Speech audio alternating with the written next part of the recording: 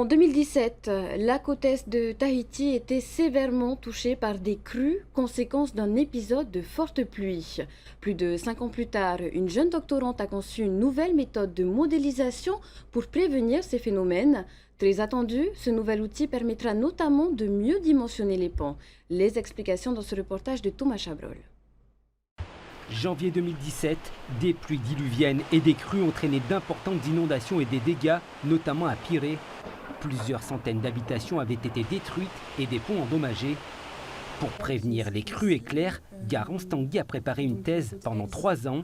Elle a scruté des cours d'eau pour créer un nouveau modèle d'estimation des crues.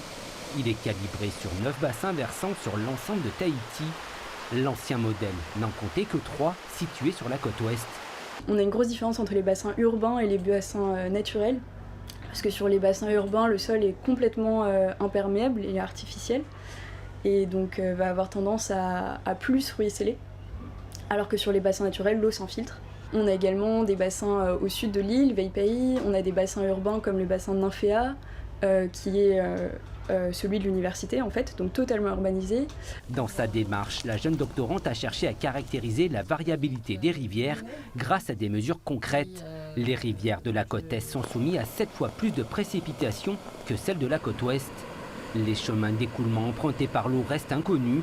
Difficile de savoir si l'eau transite par la surface ou s'infiltre dans les roches volcaniques. On a essayé d'enrichir les mesures qu'on avait avec des mesures sur l'humidité des sols notamment. Donc j'ai fait avec mon stagiaire, on a fait des prélèvements de sol sur toute l'île de Tahiti, une 40aine d'échantillons. À chaque fois, on mesurait l'humidité, la masse volumique, en tout cas les propriétés des sols vis-à-vis de l'eau, leur comportement vis-à-vis de l'eau.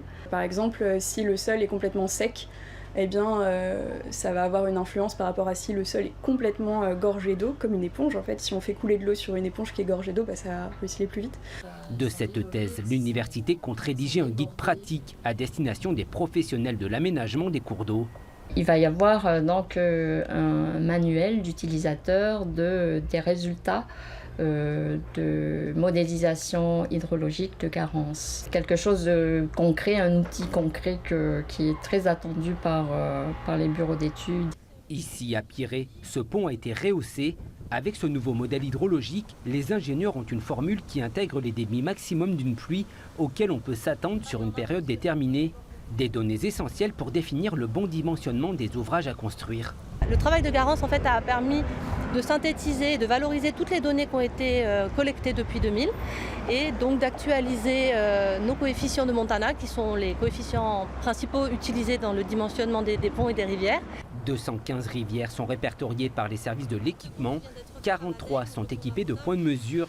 En hydrologie, pour obtenir des statistiques fiables, il faut au moins récolter 30 ans de